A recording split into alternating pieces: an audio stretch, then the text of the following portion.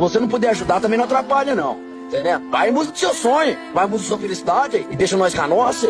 Agora a estrela do cara não brilha. O cara não consegue realizar o sonho dos outros, quer jogar areia no sonho dos outros, rapaz. Não existe não, rapaz. Você não pode brincar com o sonho da pessoa. Entendeu? É tão gostoso, cara.